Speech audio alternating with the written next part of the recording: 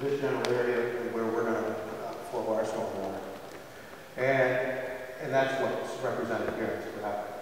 So what we're proposing to do on a site that has absolutely no formal storm drainage, the drainage runs off from the parking lot into the street now, runs off the buildings down onto the street, and enters the catch basins that are located in these areas, and also on the forest floor. What we're proposing to do is install a formal storm drain system that will capture the entire parking lot. We'll have 2 catch basins down here, as well as a trench drain running across this side. So we're intercepting all the runoff before it gets into Commercial Street. We've also provided for a storm scepter unit to remove some of the sediment before it hits Commercial Street. And based on the size of that storm scepter and using their software to determine, I believe we're looking at about 85 to 90% TSS, total suspended solid removal. So it's taken away a good amount of the sediment before it hits the new storm drain system that will be in Commercial Street. Just to be clear, when you made the comment, when it hits Commercial Street, you're meaning subterranean through a pipe? Correct. Correct. Yeah. The purpose of these 2 catch basins and this trench drain is to avoid having runoff sheet flowing across the surface of Commercial Street. So everything will be collected and piped underground to the new storm drain system below Commercial Street. The other thing that we looked at doing is trying to reduce some of the volume of the runoff that goes into the Commercial Street system. We felt that, in addition to providing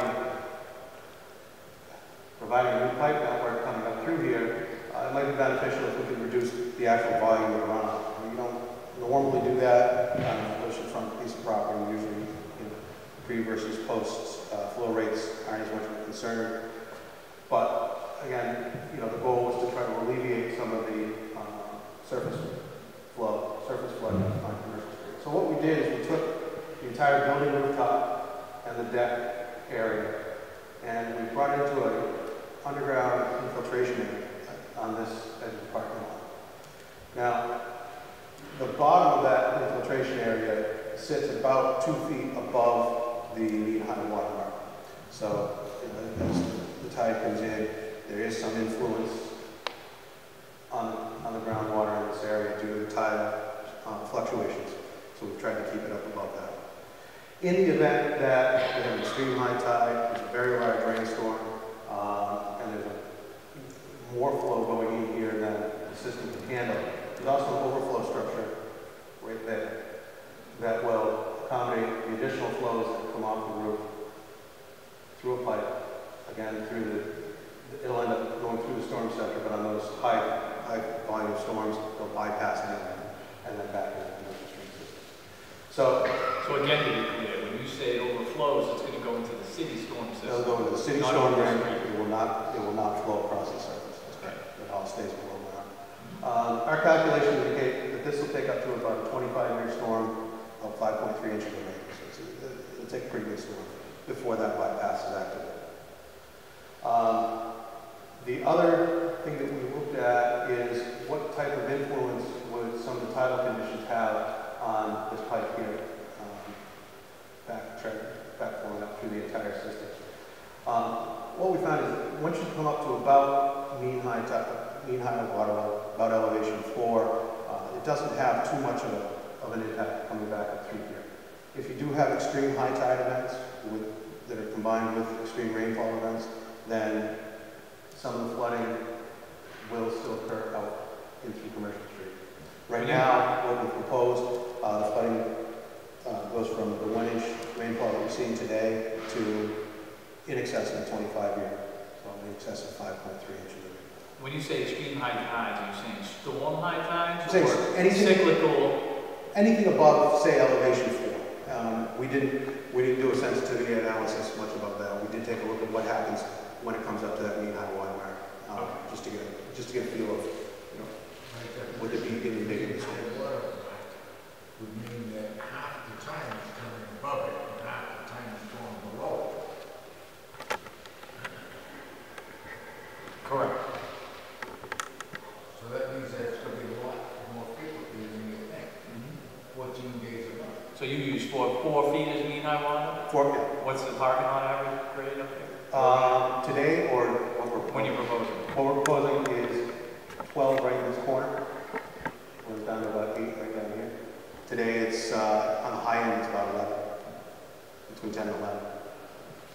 talking about other sides of 4, and you're up. What is the tide change here? What's a high tide normally in this area? On average. 9 foot tide goes from -5 to 4. Okay. That's the average tide. Okay. So So 4 is in mean high water, it's high water. mean high water. It's the term is mean high water. Okay. So it appears to be significantly below, but in storm situation, it's a different story. But the high, the historic high tide. Well, the terrestrial high tide. Yes. Right. Which is Then you're back in that. Right. Some of the other things that we're proposing on the site. Actually, what we go to the next one? Number 2 and 3.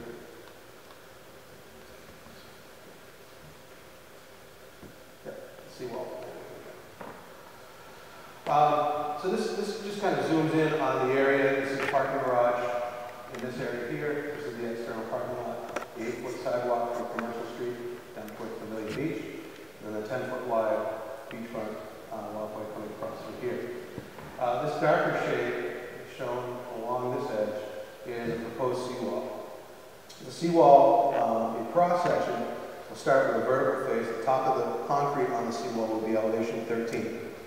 It would drop down about 3 feet, and then it would form a 45-degree angle, drop down another 2 feet, and then it would form probably about a 3-to-1 slope on the bottom section until it merges in.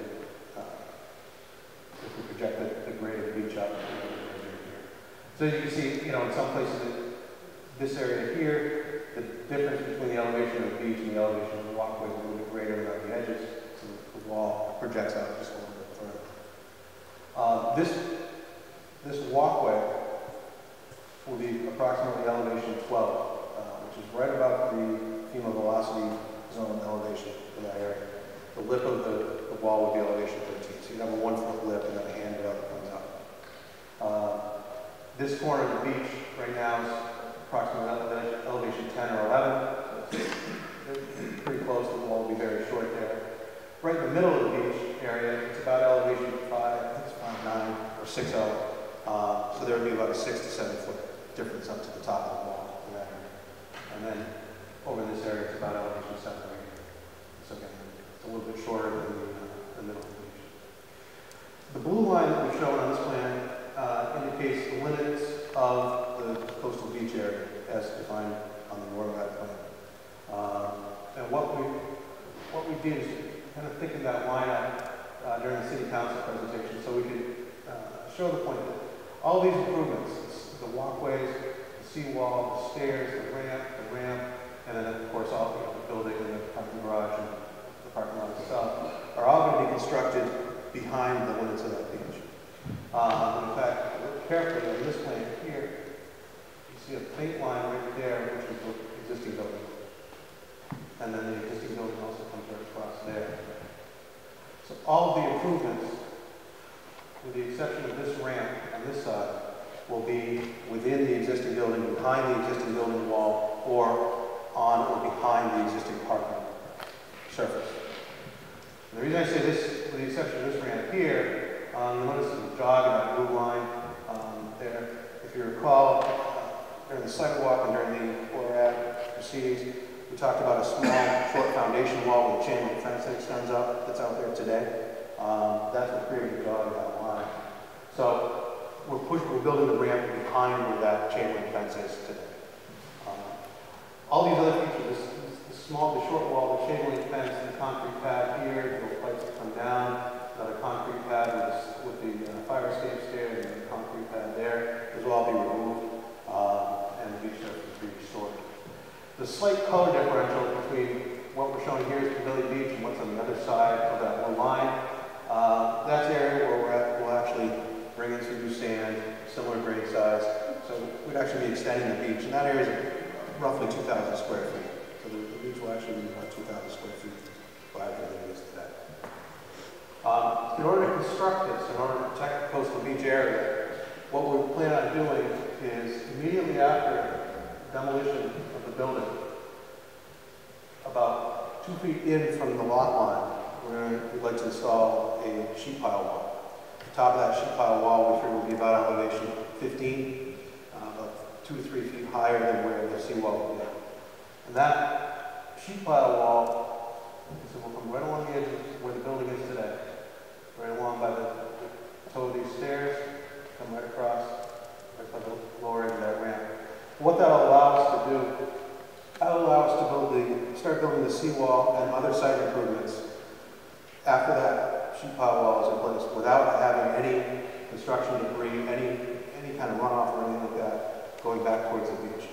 The secondary function of that is also to protect the construction workers on the site. If they are working and there are some high waves that come through, that building's not going to be there. The parking lot will be removed and the new parking lot will be formed. So provide a little bit of protection for the workers there as well. The sheet pile wall is temporary. Once this seawall is constructed, the sheet pile wall will be cut off about 2 feet below. So that it will be removed. What else? Everything above grade. Everything above grade to the point 2 feet below.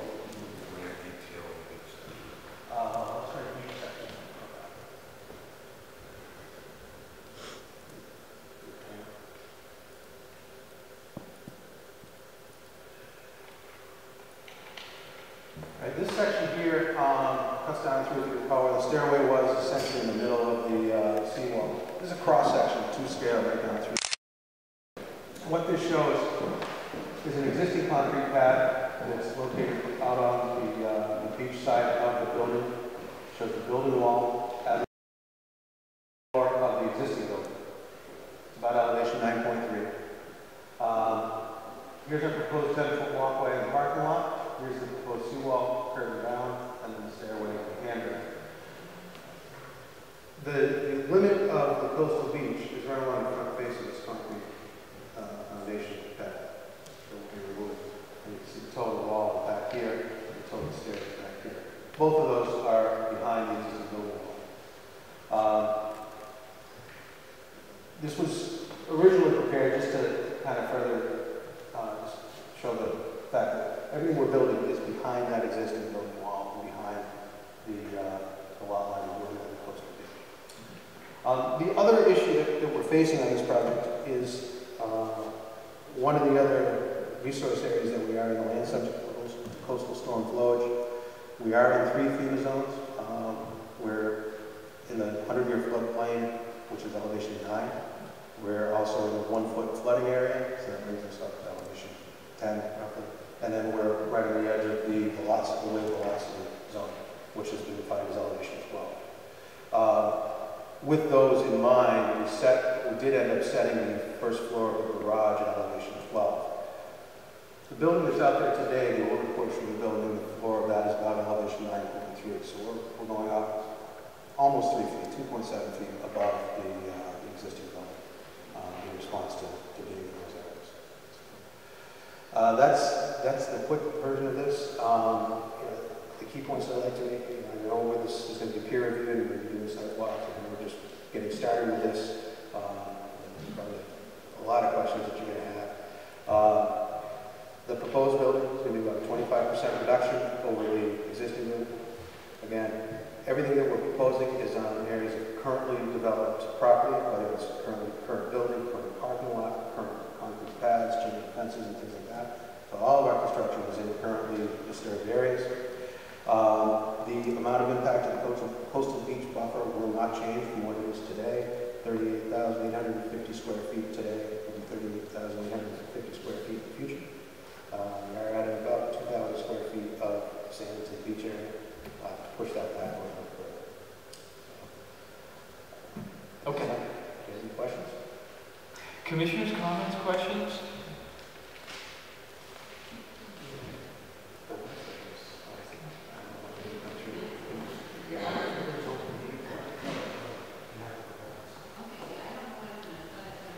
Yeah, I know there were 7 files. Oh, you got it. Yeah, that's what I was suggesting. Unless Lisa, you have any thoughts you want to throw out there before I put in the public comment.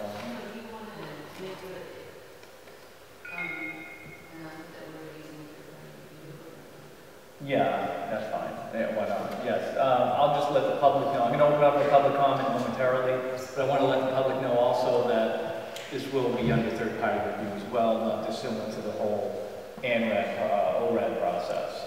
So there will be an opportunity to put questions together that we can forward to the consultants involved. But right now, if some people have some comments or questions they want to get out on the table, there'll be other opportunities. This is not going to be closed tonight, it will be continued. So does anybody in the public wish to speak for or against the project at 47 Commercial Street? Yes, sir.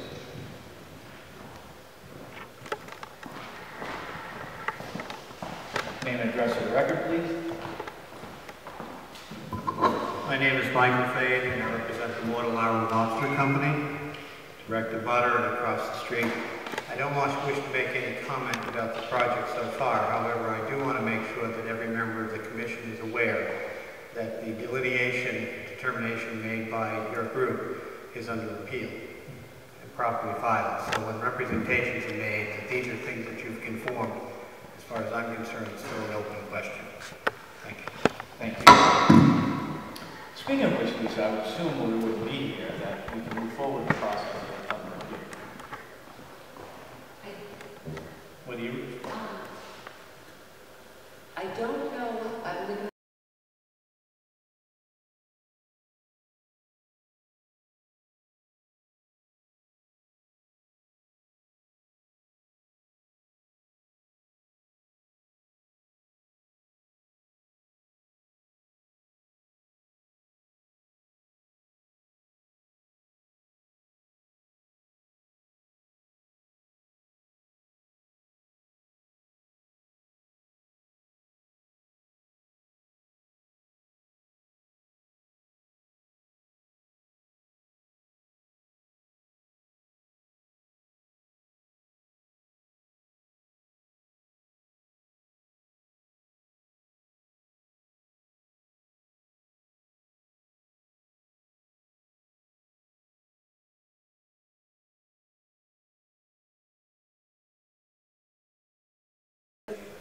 X amount of water.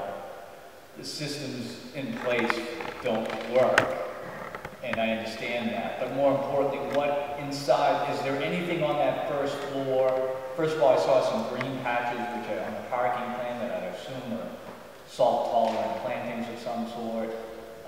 I'd like to know more about that. I'd also, again, like to know, within the hotel's lower the garage level, is everything there, is classic example, garbage. Let's say we get a nor'easter or some sort of storm flowage that comes in. Is there the opportunity for things to get pulled out? Again, maybe garbage is an important, a good example. But that's my concern, is inundation of the site, how it affects all the systems, but also just the general things that exist outside a hotel. Tools, brooms, sweeps, or a gas tank, or something like that. And how it's all transformer pads, generators. Right. But the nasty stuff is what I'm worried about. Like something like you said, transformer. Most transformers have some oil bases. You know, and how are they all protected? That would be my concern. Okay. You don't have to answer that. I was going to say, would you like me to respond to that now, or? Well, if you want to give a quick point, I'm sure everyone's tired of keeping them briefly. That would be bad. Yeah, I think at some point you get a certain elevation that you need to protect against, and whether it's a 100-year floodplain, 1-foot flooding, the wave velocity zone, that kind of thing. What we've done on the site, and it may be easier to see it on a full-size plan, but I think we can try to show it here. Like I said, elevation 12 is that wave velocity zone that comes in from the outer. It comes right up to about this edge. This whole area, with this small exception, inside the garage is elevation 12, 12.1, 12.0, 11.9. In a parking garage, you float it just a little bit, so any drainage that does come off the cars, snow melt, things like that, they do get brought in here, put it through an oil grease separator, and then you discharge that to the sanitary sewer after it's gone through the oil grease separator. So those items are all up. This back here is some of the mechanical rooms. There's an electric room back here, a room for a fire pump. This is actually where the trash compactor will be, transformer generator down here. These are all at or above elevation 12.0 as well. So we've kept those up. And actually, the way this compactor works is the truck will come in, there's a winch on the front of the truck that will actually pull the compactor out. They'll dump the compactor, then another winch on the back edge of the wall that pulls the compactor back in. So all those are undercover above those flood elevations. We have a grease trap and a sanitary sewer manhole over here. Typically our typical practice of what we do in a floodplain with those types of structures is we have gasketed bolted on covers. So in the event there are some of those large storms and we do need the mitigation, you're not going to be mixing the sanitary waste with the soil flow over the top. So any of the sanitary sewer, like I said, the grease traps, sewer manholes, those kind of things, gasketed and bolted on covers. Over on this side also, we've taken the transformer and the generator, we've lifted those up as far as the grading. The grading plan, if you look at it, as it comes around this side, it's all up around elevation 11.75 and 12.5 here on the walkway, and then those elevations wrap around this side. It does come back down low on this side to match the abutting property here. Along this side, what we have is some landscape strips and bituminous sidewalks. We don't have any real, there's no support features for the hotel, there's no trash facilities over there, no landscaping, rakes and things like that. There are some trees and shrubs. Snow removal? Snow removal, what we're planning on doing is removing from the site completely. A lot of these frontage areas and this general neighborhood area, there's not a lot of room for snow storage, so we'll have to remove from the site. I believe the applicant also has a facility over at Cruiseport where they have a similar contract service. Okay. I would request that somewhere in the process, if things move forward, some sort of notification at the end of that lot that there'd be no dumping over there. Because it would be very... Oh, for the snow? It'll happen. Yeah, we need to be aware of that, on the plans, so that's on record, and on file with the commission, the rest of the boards. Okay. Well, those were my big concerns. I don't know if anyone else has anything else to add, or... I think what the third-party review will be doing between now and the next time we meet, we'll be reviewing this to see if it meets mass stormwater regulation standards and also the performance standards for the resource areas that the commission approved in the annual. Well, the next meeting will be November 7th, or correct? We could continue to November 7th, but that may not be enough time, and it may have to be further continued, so I don't want to... I know there's a lot of issues that they're still looking at. Yeah. The various components of the project. So, do you want it continued to November 7th, or do you think that's not enough time? And we're not meeting Thanksgiving Eve, so it would be the first meeting in December, isn't November 7th? For the record, Lisa's addressing BETA Beta, who is the third party reviewer on the project.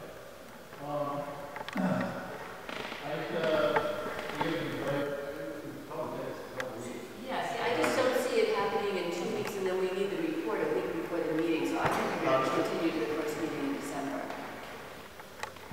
And then I know there's a sidewalk component as well. Any thoughts on that? Or I think we just found out we're probably pushing into December for a sidewalk with city council, so it's be cool like that. Well, we definitely need a sidewalk. I mean, I want one. But I think we...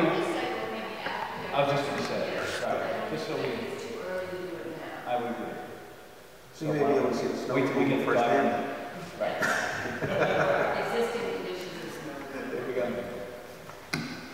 Okay, so with that, what's the date on the first meeting in December? 5th? 5th. Some Okay, so with that, if nobody has anything else to add tonight, can I get a motion to continue the project at 47 Commercial Street to December 5th, 2012? so moved. And Joe moved it, Charles seconded it. All those in favor say aye. Aye. Opposed, abstentions. Thank you very much. See you in a bit. Thank you, everybody. Lisa, we're on to permits, letter permits and modifications, 58 Rocky Neck Ave. That I met with them on site, they need to come before you guys.